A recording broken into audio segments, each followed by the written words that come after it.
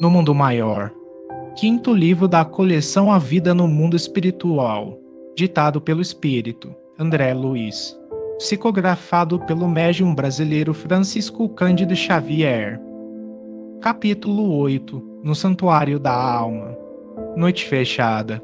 Calderaro e eu penetramos casa confortável e nobre, onde o instrutor, segundo prometera, me proporcionaria alguns esclarecimentos novos com referência aos desequilíbrios da alma.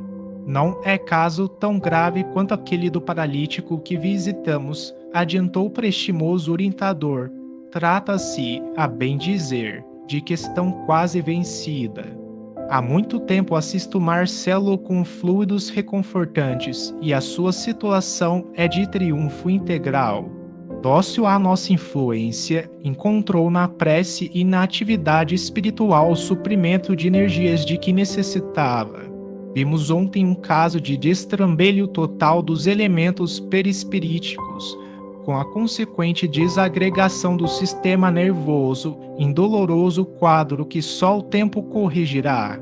Aqui, entretanto, a paisagem é outra, o problema de perturbação essencial já está resolvido, o reajustamento da vida surgiu pleno de esperanças novas, a paz regressou ao tabernáculo orgânico, mas perseveram ainda as recordações, os remanescentes dos dramas vividos no passado aflorando sob forma de fenômenos epileptoides, as ações reflexas da alma que emergem de vasto e intricado túnel de sombras e que tornam, em definitivo, ao império da luz.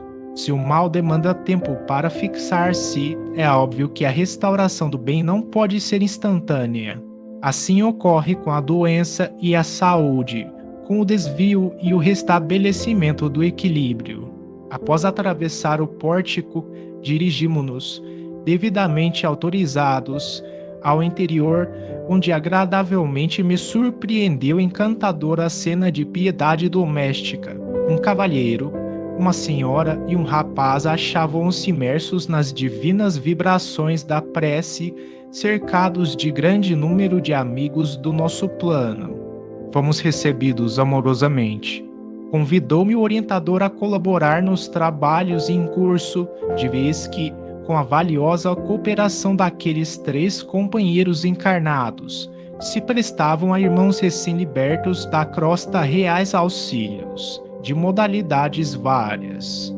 Digna de registro era a respeitável beleza daquela reduzida assembleia consagrada ao bem e à iluminação do espírito. Admirando a harmonia daqueles 3 corações unidos nos mesmos nobres pensamentos e propósitos, e que miríficos fios de luz entrelaçavam, o assistente amigo comentou com oportunidade. A família é uma reunião espiritual no tempo, e, por isto mesmo, o lar é um santuário. Muitas vezes, mormente, na terra, vários de seus componentes se afastam da sintonia com os mais altos objetivos da vida, todavia, quando 2 ou 3 de seus membros aprendem a grandeza das suas probabilidades de elevação, congregando-se intimamente para as realizações do Espírito Eterno, são de esperar maravilhosas edificações.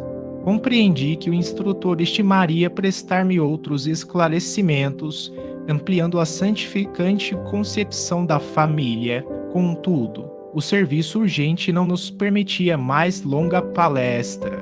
O trabalho de socorro a irmãos sofredores prosseguiu ativo, em nosso lado. Terminado o concurso do trio familiar, com expressiva e comovedora oração, começou a retirada dos companheiros de nossa esfera, enquanto os amigos encarnados entravam em carinhosa conversação. O cavalheiro, com o sorriso feliz do trabalhador que bem cumpriu o dever, dirigiu-se aos circunstantes em voz alta. Graças a Deus, tudo normal. Encarando o rapaz com imensa ternura paternal, indagou: "E você, Marcelo, continua bem?" Sem dúvida, respondeu o interpelado, alegre: "Estou maravilhado. Papai, com os excelentes resultados que venho colhendo em nossas reuniões das quintas-feiras. Tem voltado os ataques noturnos? Não. À proporção que me esforço no conhecimento das verdades divinas, cooperando com a minha própria vontade no terreno da aplicação prática das lições recebidas, sinto que passo cada vez melhor, que me reforço intimamente, recuperando a saúde perdida. Reconheço também que, em me desinteressando da edificação espiritual, distraído da minha necessidade de elevação, voltam as perturbações com intensidade. Nessas fases nocivas, desperto alta noite com os membros cansados e doloridos, e assaltam-me evidentes sinais das convulsões, deixando-me longos momentos sem sentido. O jovem sorriu a esta sua singela confissão filial e prosseguiu. Felizmente, porém, agora que me consagro, zeloso e assíduo, à tarefa espiritualizante, reconheço que os passes de mamãe são mais eficientes. Estou mais receptivo e observo que a boa vontade é fator decisivo em meu bem-estar. Os ouvintes entreolharam-se, contentes, e o entendimento íntimo continuou, edificante, repleto de belas sugestões. O assistente, preparando-me o raciocínio, informou: certo, não precisarei de esclarecer que Marcelo se entretém com os pais. Possui outros irmãos que ainda não se afinam com a sagrada missão do casal. Ele, porém, é portador de sentimentos elevados e generosos. Tem, como quase todos nós, um pretérito intensamente vivido nas paixões e excessos da autoridade. Exerceu, outrora, enorme poder de que não soube usar em sentido construtivo. Senhor de vigorosa inteligência, planou em altos níveis intelectuais, de onde nem sempre desceu para confortar ou socorrer. Portador de vários títulos honoríficos, muita vez os esqueceu, precipitando-se na vala comum dos caprichos criminosos. Impossibilou absolutismo e intensificou a lavra de espinhos que o dilacerariam mais tarde. Chegada a colheita de nefanda messe, experimentou sofrimentos atrozes. Inúmeras vítimas o esperavam além do sepulcro e arremeteram contra ele. Entretanto, cerrou clamorosamente, Marcelo, em muitas ocasiões, desejou ser bom e formou dedicações valiosas em torno de seu nome, tais devotamentos. Contudo, houveram que aguardar a oportunidade por auxiliá-lo. Os inimigos eram massa compacta e gritavam furiosamente, invocando a justiça vulgar, retiveram-no longo tempo nas regiões inferiores, saciaram velhos propósitos de vingança, se viciando-lhe a organização perispiritual. Marcelo, em plena sombra da consciência, cogou, chorou e penitenciou-se vastos anos. Por mais que suplicasse e por muito que insistissem os elementos intercessórios, a ansiada libertação demorou muitíssimo, porque o remorso é sempre o ponto de sintonia entre o devedor e o credor, e o nosso amigo trazia a consciência fustigada de remorsos cruéis. Os desequilíbrios perispiríticos flagelaram-no. Assim, logo que atravessou o pórtico do túmulo, obstinando-se anos a fio. Feito breve intervalo nas explicações, acrescentei, curioso: isso quer, então, dizer que o fenômeno epileptoide muito raramente ocorre por meras alterações no encéfalo, como sejam as que procedem de golpes na cabeça, elucidou o assistente, cortando minha observação reticenciosa, e, geralmente, é enfermidade da alma independente do corpo físico, que apenas registra, nesse caso, as ações reflexas. Longe vai o tempo em que a vazão admitia o paraíso ou o purgatório como simples regiões exteriores. Céu e inferno, em essência, são estados conscienciais, e, se alguém agiu contra a lei, ver-se-á dentro de si mesmo em processo retificador, tanto tempo quanto seja necessário. ante a realidade. Portanto, somos compelidos a concluir que, se existem múltiplas enfermidades para as desarmonias do corpo, outras inúmeras para os desvios da alma. O instrutor fez pausa curta, apontou para o rapaz e continuou. Mas, regressando às informações a respeito de Marcelo, cabe-me dizer-te que, pouco a pouco, esgotou-lhe as substâncias mais pesadas do fundo cálice de provas. Longos anos de desequilíbrio em que as vítimas, tornadas em algozes, o abalaram com tremendas convulsões, através de choques e padecimentos inenarráveis, clarearam-lhe os horizontes internos, tendo nosso irmão afinal logrado entender-se com o prestimoso e sábio orientador espiritual a quem se liga desde remoto passado. Foi socorrido e amparado. Indagou, ansioso, por almas que lhe eram particularmente queridas, sendo-lhe cientificado que os seus laços mais fortes já se encontravam de novo na carne, em testemunhos e labores dignificantes. Suplicou a reencarnação, prometeu aceitar compromissos de concurso espiritual na crosta a fim de resgatar os enormes débitos, colaborando no bem e na evolução dos inimigos de outrora, e concediu a dádiva apoiado por abnegado mentor que o estima de muitos séculos. Tornou à esfera carnal e reiniciou o aprendizado. Ultimamente renasceu estreitado em braços carinhosos, aos quais se sente vinculado no curso de várias existências vividas em comum. Agora, sinceramente aproveitando as bênçãos recebidas desde os mais tenros anos, preocupa-se em reajustar as preciosas qualidades morais. Caracteriza-se, desde menino, pela bondade e obediência, docilidade e ternura naturais. Passou a infância tranquilo, embora continuamente espreitado por antigos perseguidores invisíveis. Não se achava a eles atraído, em virtude do serviço regenerador a que se submetera, mas ao topar com algum dos adversários, nos minutos de parcial desprendimento propiciado pelo sono físico, sofria amargamente com as recordações. Tudo prosseguia sem novidades dignas de menção. Sob a vigilância dos pais e com o amparo dos benfeitores invisíveis, preparava-se o menino para os trabalhos futuros.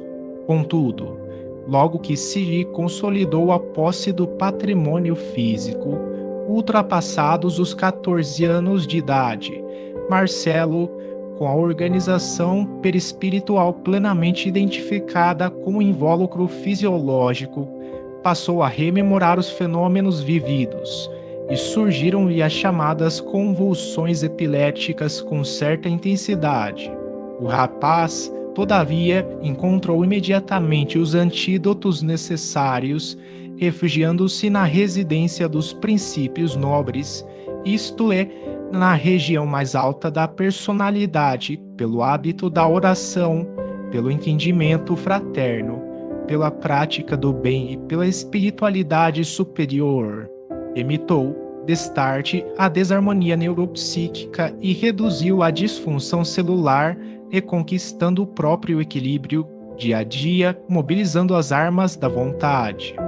Nesse esforço, dentro do qual se fez extremamente simpático, recebeu vultosa colaboração de nossa esfera, aproveitando-a integralmente pela adesão criteriosa ao esforço construtivo do bem.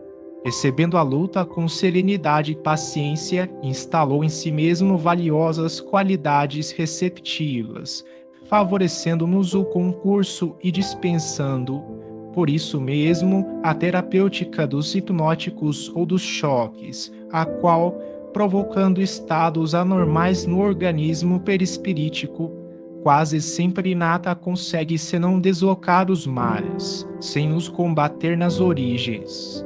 O caso de Marcelo oferece por isso características valiosas, atendendo às sugestões daqueles que o beneficiam, adaptando-se à realidade, vem sendo médico de si mesmo, única fórmula em que o enfermo encontrará a própria cura. Nesse instante, o rapaz despedia-se delicadamente dos pais, retirando-se para o quarto particular, onde se recolheu ao leito após abuir a mente em pensamentos de paz e de gratidão a Deus. Dentro de breves minutos afastava-se do veículo denso e vinha ter conosco, saudando o calderaro com especial carinho. O assistente apresentou-me afável. Mostrava o jovem profunda lucidez. Abraçado a nós ambos, com inequívocas demonstrações de alegria, comentou suas esperanças no porvir. Expôs-nos ardente desejo de trabalhar pela difusão do espiritismo evangélico, disposto a colaborar na obra edificante que os genitores vêm realizando.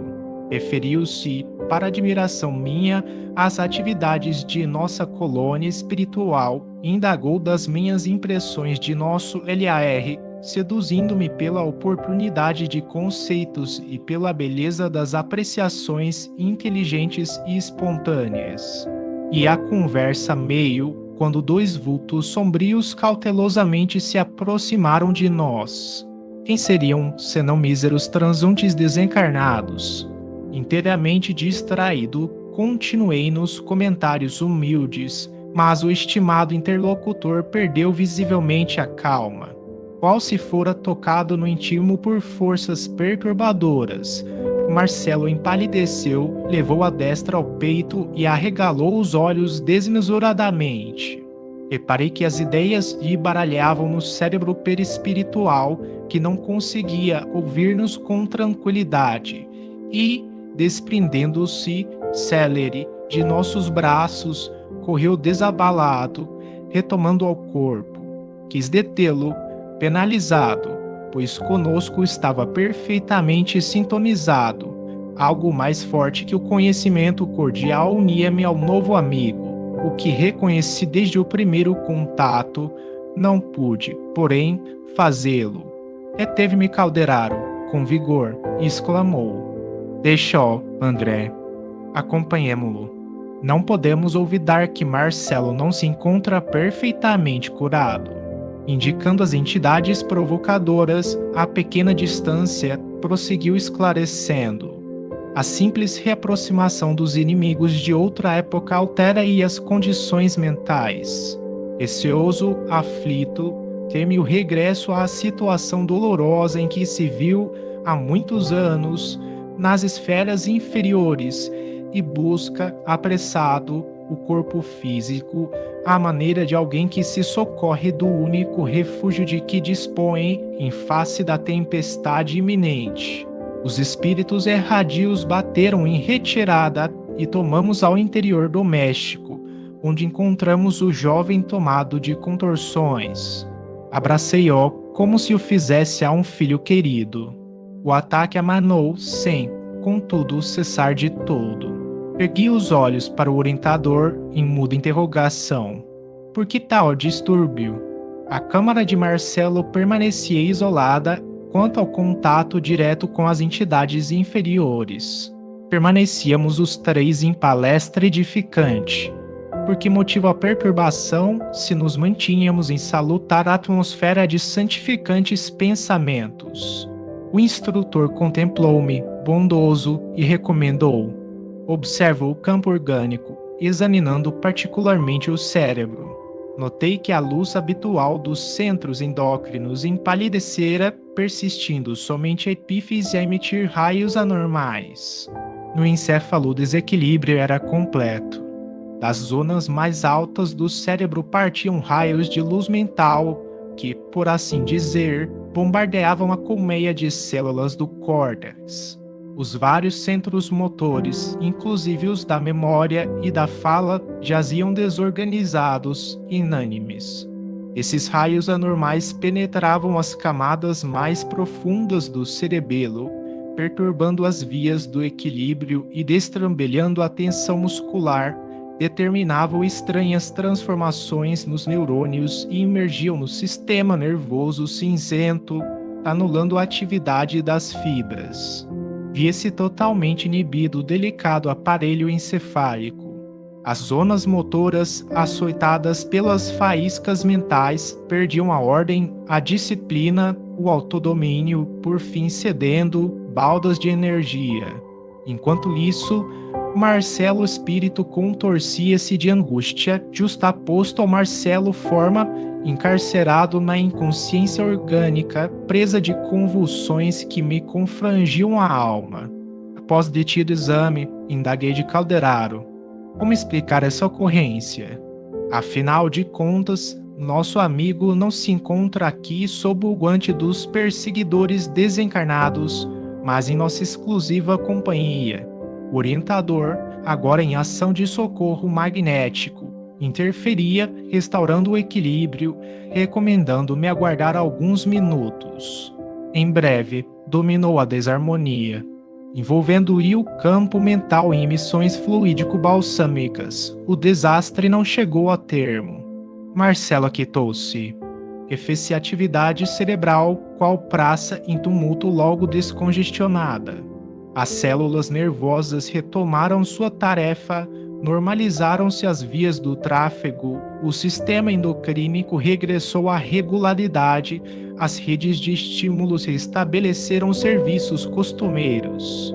Marcelo, desapontado e abatido, caiu em profundo sono, pois Calderaro entendeu conveniente proporcionar-lhe maior repouso, não lhe permitindo a retirada em corpo perispiritual nos primeiros minutos de paz que se sucederam à forte crise. Observando o rapaz, no conchego do leito, o instrutor fitou-me, benévolo, e perguntou: lembras-te dos reflexos condicionados de Pavlov? Como não?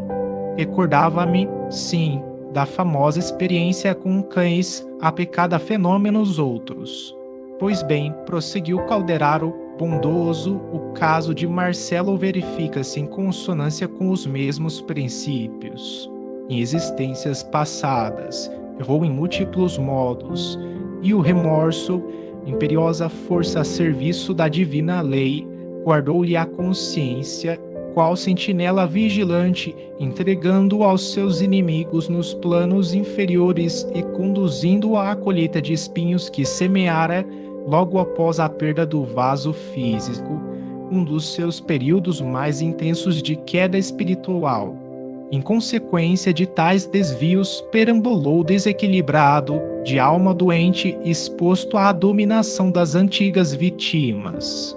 Desarranjou os centros perispirituais, enfermando-os para muito tempo.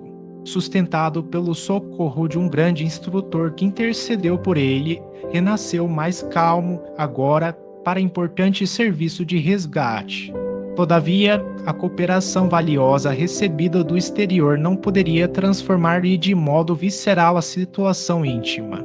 Conservava-se desafogado dos impiedosos adversários, aos quais deveria ajudar doravante. Contudo, o organismo perispirítico arquivava a lembrança fiel dos atritos experimentados fora do veículo denso. As zonas motoras de Marcelo, em razão disso, salientou o atencioso orientador, simbolizando a moradia das forças conscientes, em sua atualidade de trabalho, constitui uma região perispiritual em convalescença, quais as sensíveis cicatrizes do corpo físico. Ao se reaproximar de velhos desafetos, o rapaz, que ainda não consolidou o equilíbrio integral, sujeita-se aos violentos choques psíquicos, com o que as emoções se lhe desvairam, afastando-se da necessária harmonia. A mente desorientada abandona o leme da organização perispirítica e dos elementos fisiológicos, assume condições excêntricas, dispersa as energias que lhe são peculiares, em movimentos desordenados, passam, então, essas energias a atritarem-se e a emitir radiações de baixa frequência, aproximadamente igual à da que incidia do pensamento alucinado de suas vítimas. Essas emissões destruidoras invadem a matéria delicada do córtex encefálico, assenhoriam-se dos centros corticais, perturbam as sedes da memória, da fala, da audição, da sensibilidade, da visão e inúmeras outras sedes do governo de vários estímulos. Temos destarte ou grande mal de sintomatologia aparatosa, determinando as convulsões, as quais o corpo físico, prostrado, vencido, mas se assemelha à embarcação repentinamente à matroca. As elucidações de Calderaro enchiam-me de respeito pelos fundamentos morais da vida. Compreendi agora a impossibilidade de uma psiquiatria sem as noções do espírito. Lembrou-me a luta secular entre fisiologistas e psicologistas, disputando a norma de socorro aos alienados mentais. Esmer e Charcot, Pinel e Broca desfilaram ante minha imaginação, enriquecida de novos conhecimentos. A interrupção das digressões do assistente não durou muito. Devo, na verdade, consignar que, desde a primeira hora de nossas conversações, tais intermitências se fizeram habituais, parecendo-me que Calderaro intencionalmente me proporcionava tréguas para ruminar-lhe os conceitos. Respondendo-me às íntimas ponderações, continuou: impossível é pretender a cura dos loucos à força de processos exclusivamente objetivos. É indispensável penetrar a alma, devassar o cerne da personalidade, melhorar os efeitos socorrendo as causas. Por conseguinte, não restauraremos corpos doentes sem os recursos do médico divino das almas, que é Jesus Cristo. Os fisiologistas farão sempre muito, tentando retificar a disfunção das células. No entanto, é mistério intervir nas origens das perturbações. O caso de Marcelo é tão somente um dos múltiplos aspectos do fenômeno epileptoide, para empregarmos a terminologia dos médicos encarnados. Esse desequilíbrio perispiritual assinala-se, todavia, por gradação demasiado complexa. A confirmação da teoria dos reflexos condicionados não se aplica exclusivamente a ele. Temos milhões de pessoas irascíveis que, pelo hábito de se encolerizarem facilmente, viciam os centros nervosos fundamentais pelos excessos da mente sem disciplina, convertendo-se em portadores do pequeno mal, em dementes precoces, em neurastênicos de tipos diversos ou em doentes de franjas epilépticas, que andam por aí submetidos à hipoglicemia insulínica ou ao metrazol. Enquanto isso, os serem educados mentalmente para a correção das próprias atitudes internas no ramerrão da vida lhes seria tratamento mais eficiente e adequado, pois regenerativo e substancial. Enunciando tais verdades, não subestimamos o ministério dos psiquiatras abnegados, que consomem a existência na dedicação aos semelhantes, nem avançamos que todos os doentes, sem exceção, possam dispensar o concurso dos choques renovadores, tão necessários a muita gente, como ducha para os nervos empoeirados. Desejamos apenas salientar que o homem, pela sua conduta, pode vigorar a própria alma ou lesá-la. O caráter altruísta, que aprendeu a sacrificar-se para o bem de todos, estará engrandecendo os celeiros de si mesmo em plena eternidade, homicida, esparzindo a morte e a sombra em sua cercama, estabelece o império do sofrimento e da treva no próprio íntimo. Ao topar com irmãos nossos sob o domínio das lesões perispiríticas, consequências vivas dos seus atos, exarados pela justiça universal, é indispensável, para assisti-los com êxito, remontar à origem das perturbações que os molestam. Isto se fará não a golpes verbalísticos de psicanálise, mas socorrendo-os com a força da fraternidade e do amor, a fim de que logrem a imprescindível compreensão com que se modifiquem, reajustando as próprias forças. Nesse instante, observando que o Marcelo se reerguia, o instrutor interrompeu-se nas elucidações e convidou-o a vir ter conosco novamente. O rapaz abraçou-nos, comovido. Então, disse fitando humildemente Calderaro. Fraquejei e caí. Oh, não! Exclamou o orientador, afagando-o. Não te sintas em queda. Estás ainda em tratamento e não podemos esquecer a realidade. Teu esforço é admirável, entretanto, há que aguardar a contribuição do tempo. Sorriu e acentuou. Em épocas recuadas perdeste valioso ensejo de seguir na senda progressiva, a escorregar, a resvalar. Agora é imprescindível retomar a subida cautelosamente. O pássaro de asas débeis não pode abusar do voo. O jovem cobrou esperanças novas e, contemplando o Calderaro, reconhecidamente inquiriu: Acredita, meu benfeitor, que devo optar pelo uso de hipnóticos? Não. Os hipnóticos são úteis só na áspera fase de absoluta ignorância mental, quando é preciso neutralizar as células nervosas ante os prováveis atritos da organização perispirítica.